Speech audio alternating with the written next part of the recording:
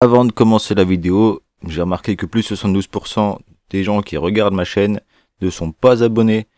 Donc les amis, abonnez-vous, c'est gratuit, ça me fait plaisir et surtout ça me soutient. Allez, on se retrouve tout de suite pour la vidéo.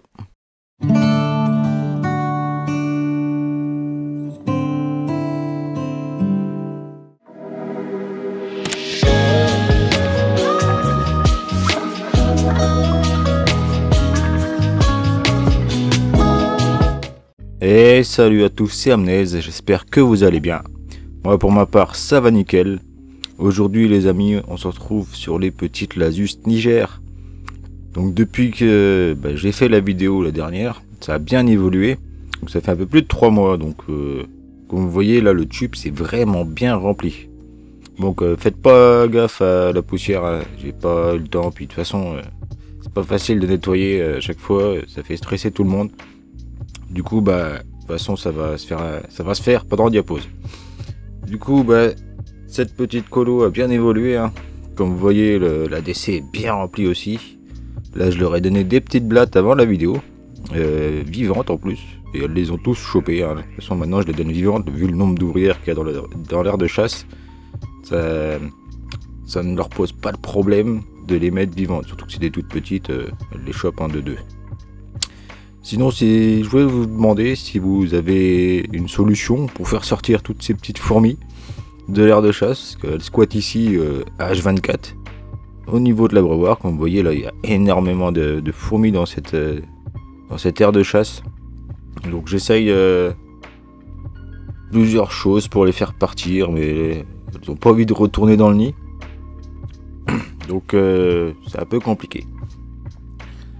Du coup, je leur ai mis un nouveau nid. Enfin, j'ai proposé un nouveau nid. J'espère qu'elles iront dedans avant la diapose. Donc, ce nid, je pense qu'il fera l'affaire. Enfin, j'espère. Mais pour l'instant, voilà, elles sont pas beaucoup, comme vous voyez. Elles sont une petite trentaine là-dedans. Voilà, ouais, à peu près, ouais. Une petite trentaine. Et pour l'instant, elles n'ont pas vraiment décidé d'aller ramener du couvain ou même la reine. Après bon, je pense que c'est normal, hein, leur tube est encore humide, il fait pas encore trop froid. Donc comme vous voyez, elles sont vraiment beaucoup dans ce tube là et le couvain ça ne diminue jamais. C'est vraiment un truc de fou cette petite gine, elle arrête pas de pondre. Elle me fait, voilà, vous voyez, il y a du couvain de tout stade. Il y en a vraiment partout dans le tube, sur des grosses piles. Vous voyez toutes ces petites ouvrières. Ils se mettent tous à la tâche pour s'occuper de tout ce couvain, le nourrir, le lécher, pour le nettoyer et tout ce qui s'ensuit. Bon, excusez-moi si je tremble un peu des fois, c'est pas facile, je filme avec téléphone et à bout de bras, du coup voilà quoi, ce n'est pas très facile à filmer. Mais on voit quand même ces belles petites fourmis à la tâche. Et il y en a vraiment beaucoup.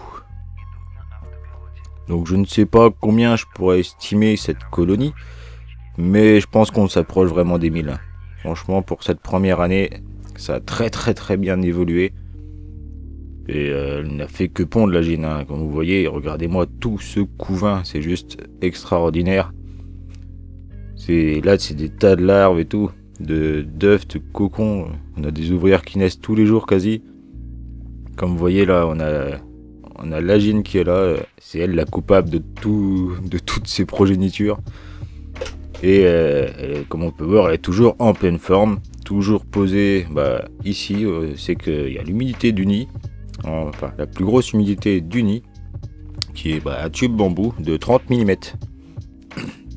Donc pour l'instant, tout va bien. Je commence à leur préparer diapose. Du coup, j'ai retiré tout simplement le tapis chauffant qui était en dessous. Donc là c'est une partie qui n'est plus chauffée du tout. Et comme je vais fait passer un petit cap chauffant sur le nouveau nid, on verra bien si ça va les attirer ou pas. Pour l'instant il n'y a pas beaucoup qui vont. Donc je me demande quand même si celles-ci sont déjà au courant ou pas qu'il y a un autre nid. Donc je m'excuse encore pour les vibrations, enfin voilà quoi. Je vous ai dit, à bout de bras c'est pas facile. Bon, en tout cas magnifique, hein. Ces petites images là, bon, c'est pas très propre le tube, l'intérieur, puis en plus de ça Il y a un petit peu de condensation qui fait que bah, voilà, c'est un peu flou. Mais on arrive quand même à distinguer les très belles couleurs de cette espèce que bah, tout le monde connaît. Hein.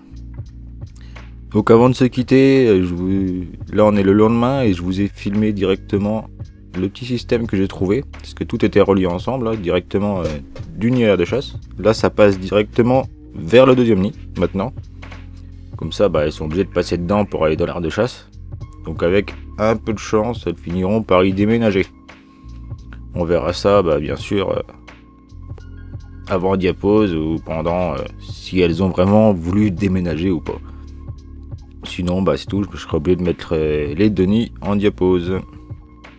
Comme vous voyez, il y a un peu plus de fourmis déjà dedans qui se baladent. Donc avec un peu de chance, ça aura marché. En tout cas les amis, j'espère que cette petite vidéo vous aura plu. Donc si c'est le cas, comme d'habitude les amis, n'hésitez pas à lâcher le petit pouce bleu. Et aussi à vous abonner à la chaîne hein, si c'est pas déjà fait. Comme je vous ai dit au début, ça me soutient. Là on a déjà passé les 1000 abonnés, un grand merci à vous. Hein. On a déjà un cap de franchi. Donc je pense que vous êtes au courant. Je prépare un concours pour ces 1000 abonnés. Donc soyez présents, ça va pas tarder à sortir. Allez les amis, moi je vous laisse là-dessus. C'était Amnez. Ciao, ciao.